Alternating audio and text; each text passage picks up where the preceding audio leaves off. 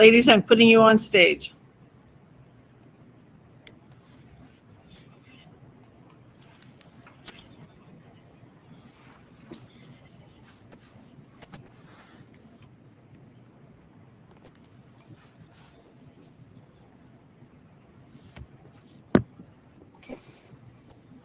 Go ahead.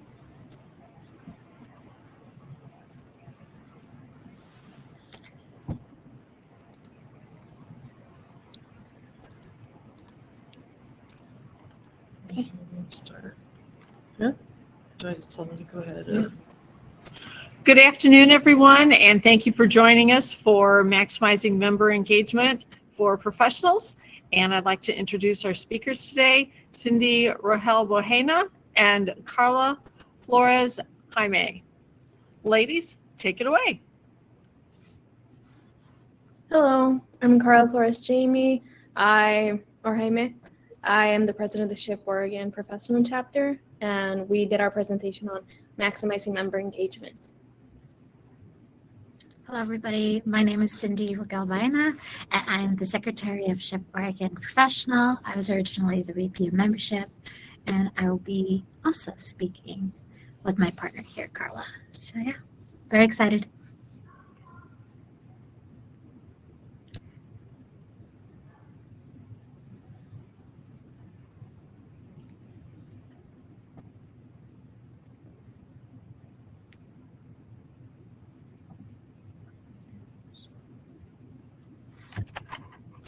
And if anyone in the audience has questions, please feel free to put them in the chat. We will be monitoring that and forwarding those on to Cindy and Carla.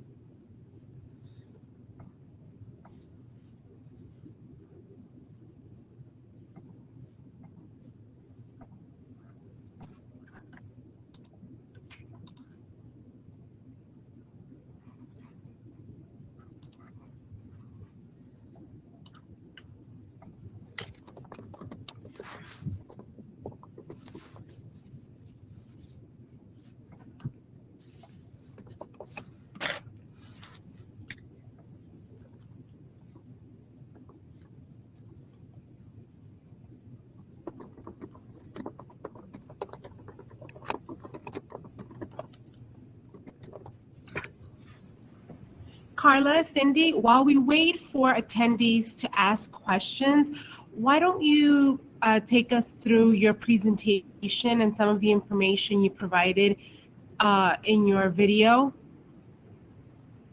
Yeah, for sure. So our video was part of the pre-work, and our topic was kind of like, how did we get our membership to not only stay, but grow twice the size? And so Carla talks a little bit about her leadership and what implementation and what strategies we have created. Carla, if you want to talk a little bit about your slides. Yeah, we talked over the CMT and how everything's based off on that, color coding. We decided to host the professional development, socials, and community outreach. Those are our main events. We switch between outreach and professional development every other month. And if you're already chapter, you might have already established events with partnerships, and we already have that, so we built it off according to those. And for socials, we just do everything based on what's happening at the time. Like right now, it's hiking, river activities, anything indoors to stick with the AC. And September 16th, 15th, 16th, we go to an event downtown where it's a grito. So a lot of questions, events based on that. And we also shared our newsletter, which is our biggest thing, to get the word out there, what's happening. Cindy has a lot more knowledge on that because she's the one that came with the idea. You want us to talk about that? Yeah, so when I came into SHIP Oregon, I saw that like we only had Instagram, and maybe we used LinkedIn when we were starting. So when I came in, I remembered that when I was in the student chapter, we used to have MailChimp. I didn't know how to set it up. I didn't know how to work it. It was a very new software. So I went ahead and taught myself through YouTube videos whenever I had some free time. And I kind of started this initiative of following the marketing team's color guides and fonts, therefore making it look very streamlined. And so with the assistance of Carla and our communications officer, we were able to send out a monthly newsletter. And even if the monthly newsletter doesn't have a lot of events, we put thank yous or look forward to seeing you next month. Having that consistent newsletter show up at least by the second week of each month was really beneficial because people knew we were still going. And so that was very essential. And one thing that I realized as VP of membership was our professionals want to meet each other, want to network, want to meet other engineers. I was new to Oregon, had just moved from Arizona, so I would have loved to have those. So when I hosted socials, I asked the board and people that came to the socials, what do you want to do next? And whatever they suggested, I made it happen. I asked people like, hey, what do you want to do? Someone said axe throwing. Perfect. Let's figure out when I can do that, when the board can. And each event at least had 2 board members that were the designated speakers. So they had to go out there and make a new friend and hopefully bring a friend. And so, yeah, we talk about those, and some of these socials were part of events that were already going on in the area. So what else did we speak about in the presentation, Carla? I think that's the branding. You already covered that. I think that's the main part. And it looks like we're getting more Q&A questions. Yes, we are getting quite a few questions coming in. So the first one that I have here is how do we start planning for events in general? We do that through the CMT. We don't get to this when planning the socials. We don't start planning it till the month before, and we discuss what's going on this month. Any of let's see if there's any what are they called? Any local events already happening. We just kind of meet up at those, and people are probably going to those anyway. And here in Portland, and we all kind of gathered there and just explore what are those called? The city fairs. But there's happening one this weekend, and we can all use one of those to just meet up there because people are already going there anyway. Let's see, how do we plan for our outreach events? We just promote it. We start partnerships. It's a longer process, so it's hard to explain when we start planning for those, but it comes with the idea, and we just got to execute it. Cindy, you got to do that? Yeah, so for outreach events, from what I've seen, our outreach director is amazing and phenomenal at talking with new people that are at our social events or at the student chapters, and he kind of outreaches to the community and asks them, would you like to work with us? Some people don't get back to us, some people do. And the ones that do, we talk about, we'll bring the supplies, we'll do some STEM activities, this is how many volunteers we're gonna have, and this is what we can do. And seeing what resources they have and what resources we have, we can kind of mesh together. Like for example, we just went to a school that had a migrant program, and they asked us to host a outreach event. And so we worked with OMSI, the Oregon Museum of Science Institute, to kind of give us materials like 3D pens and really cool little STEM activities with yarn and stuff like that. And we brought our volunteers, which were 15, I believe, right? I can't remember the name. But we did karaoke. We had a TV or screen with what were those games? A Switch. They had a Switch. And so simple stuff like that is such a huge impact because the students are seeing people of color that are part of STEM, and the parents are there too. And so the parents can also ask us questions and really feel more part of the community and that it is possible to be integrated. That is how we make outreach events for socials.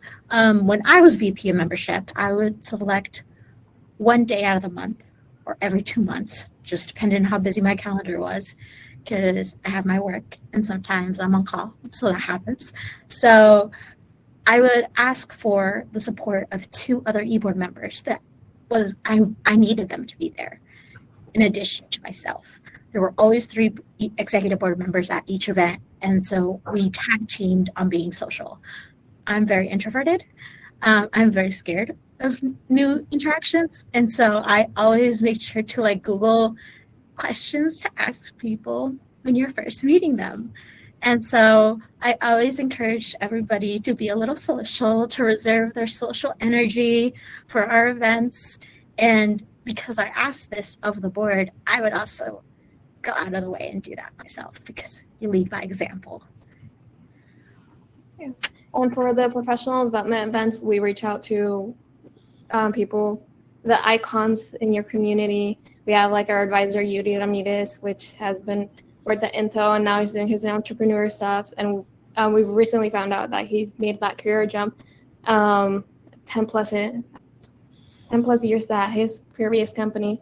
And we were asking like, what decisions does that involve? How did he make that choice? And how can you relay that info to younger engineers who want to probably pursue entrepreneurship and all of that?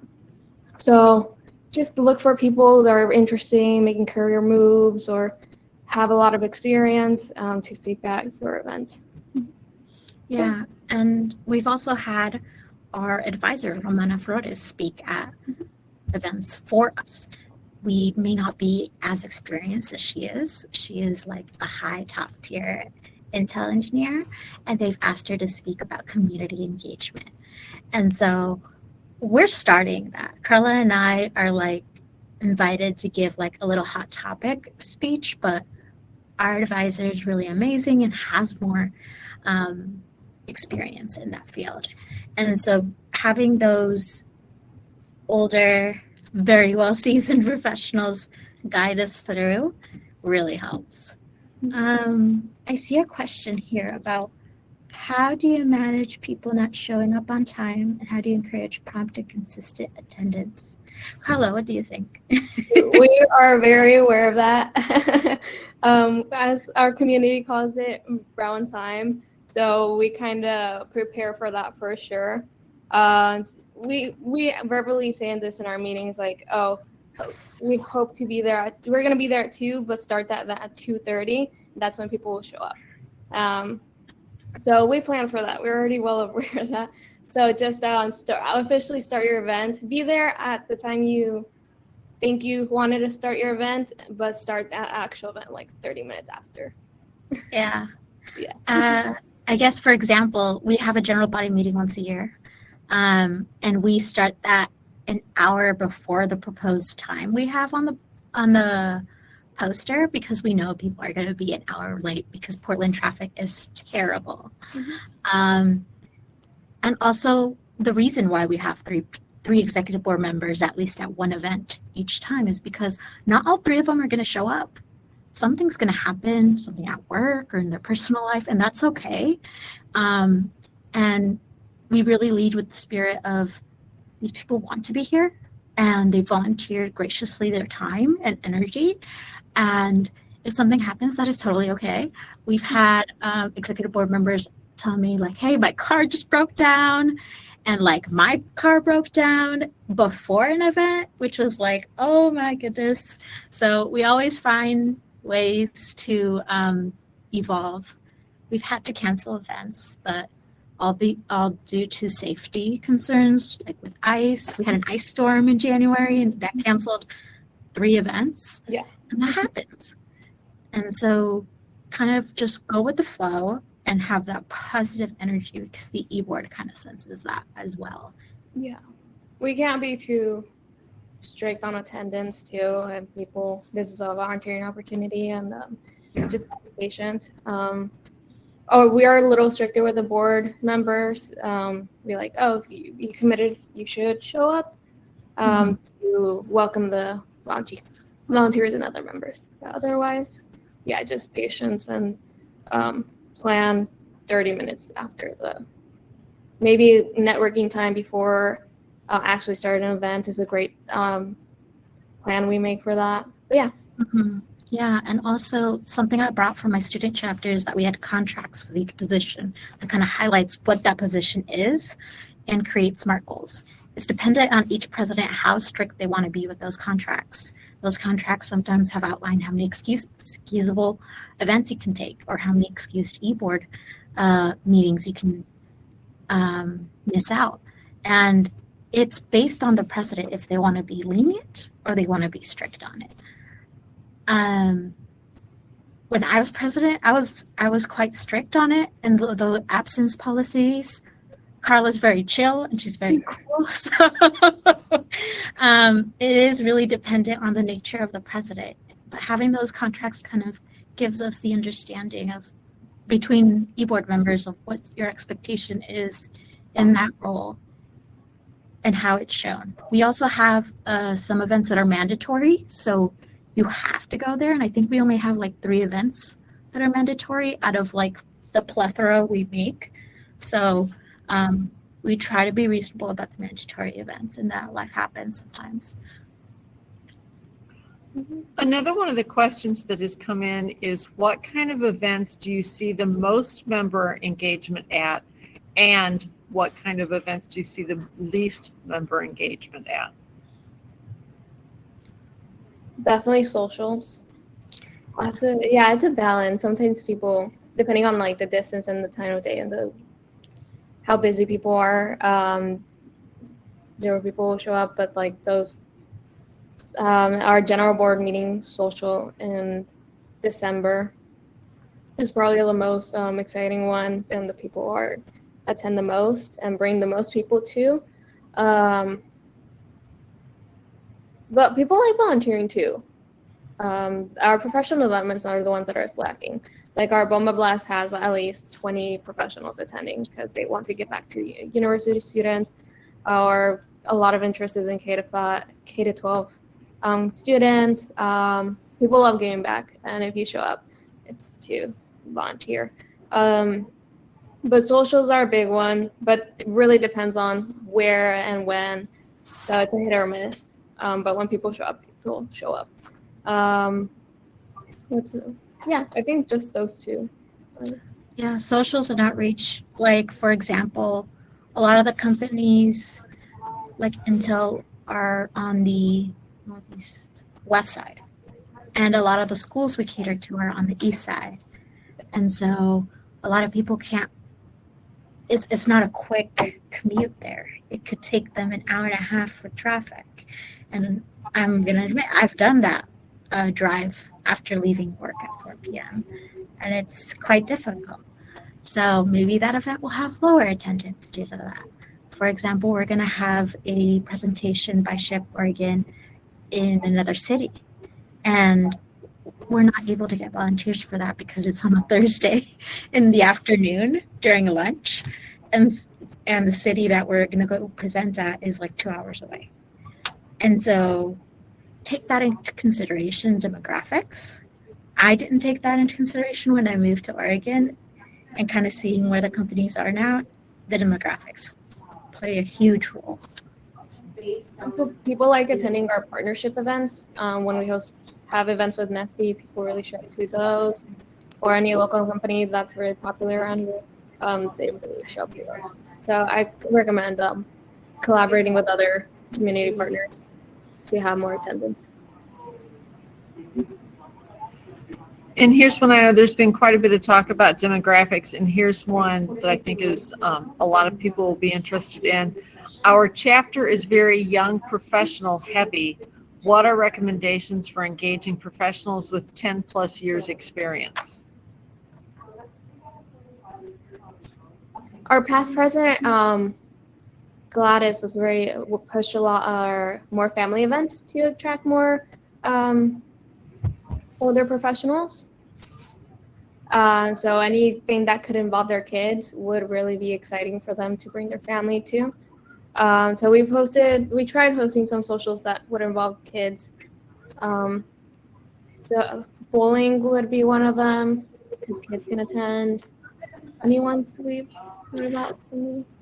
We've done the OMSI outreach events where we table, and so we share information about the resources we can provide. We've invited some of our older professionals to come volunteer for like an hour because we're going to be there for like 5 hours, and we rotate.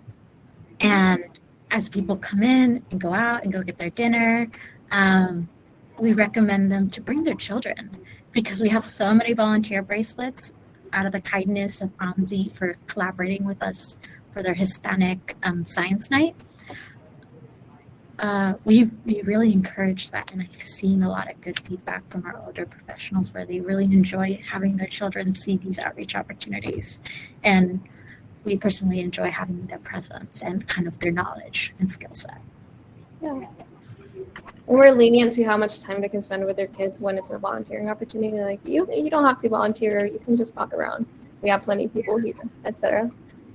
We also, happy hours is something our last president also recommended, like just hang out, chill, talk, nothing too extravagant, like throwing hammers. Yeah. But yeah.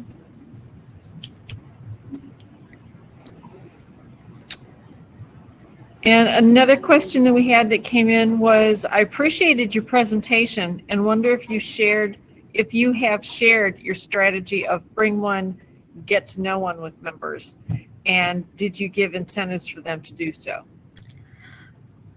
I don't think we gave them incentives. No incentives. I'm a very introverted person, so when I tell people about how at my student chapter, like I would try to approach someone new and meet someone new, and how that interaction actually led to really great friendship. I think that's what really motivates people, hearing my experience of how people are very similar and we're all very shy, and having the bravery and the courage to go out there and make a new friend or bring a new friend and introduce them is something I think is helped the strategy succeed here at SHIP Oregon.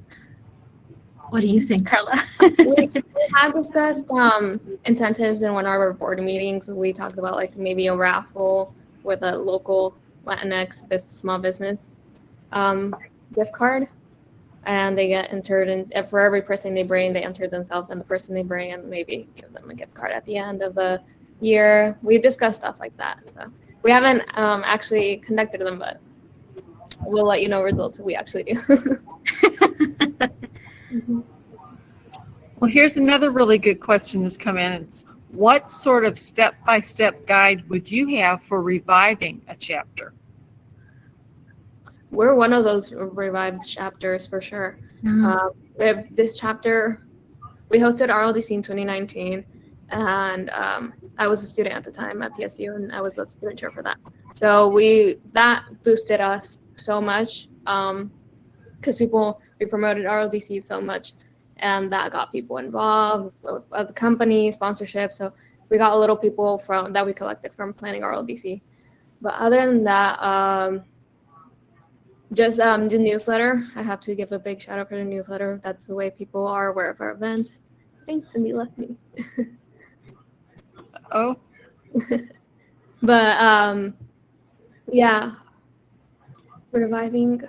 Share on Instagram, follow local chapter, start reaching out to the DEI groups, not different companies for sure. I think those are. We have a unique experience just because of RLDC. Let me reach out to Cindy. Yeah, I think she must have had some internet problems there. So we'll wait for her to join, but we'll keep on looking at some additional questions here. and one is how do you attract different people from different industries when you are working with a corporation or a corporate event that is targeting a specific industry? I don't think we've ever hosted any events with specific companies or targeted, so I'm not sure how to answer this one, but how would we go about it?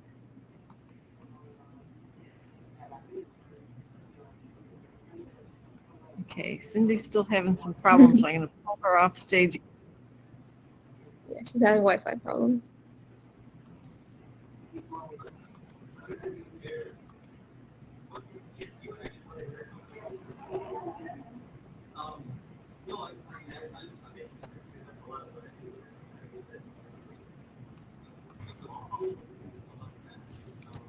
Sorry for the technical difficulties.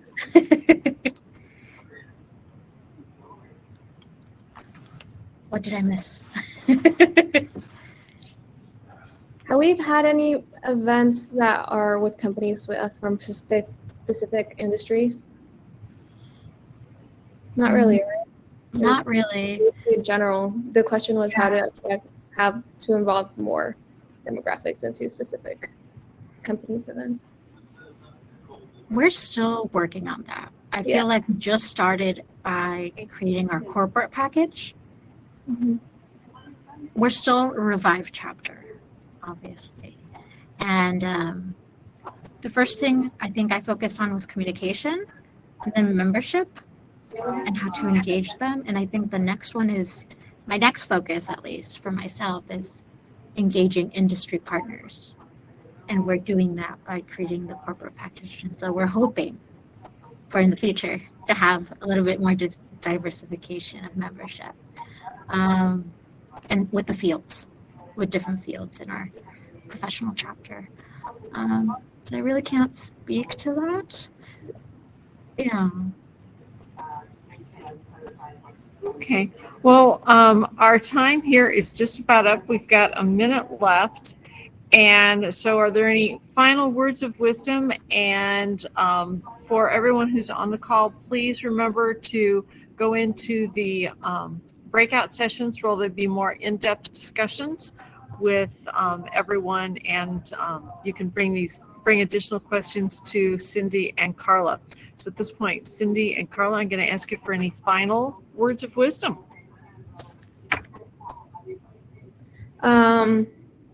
The CMT is the best thing for us. That's how we plan an entire year. We surprise us to a minimum. Sometimes we do have bad weather here, which affects our planning. But it's also a guide, not an established we have to do this and it's a fire if we don't do it. And chill with be lenient with your board members. Sometimes we're all busy. It's a busy time, so I try to cut in some slack. But yeah, if you have any questions, I'm on LinkedIn or the SHIP Oregon Instagram. You can reach out to us there. Yeah. My last word of wisdom, enjoy what you're doing. Hopefully, I enjoy what I'm doing, and I've found a lot of connection and friendship through the SHIP Professional chapter. And so don't forget to have that little bit of joy while you're also doing this. Yeah, and be thankful for your team. Yes. We have a good team over here. That's Cindy and everyone. So enjoy what you're doing for sure. It's not homework. It's not painful. It's not supposed to stress you out. We're here because we like it. Great. Okay. Well, thank you so much for your time, and thank you everyone for attending. And we look forward to seeing you in a few minutes in the breakout sessions.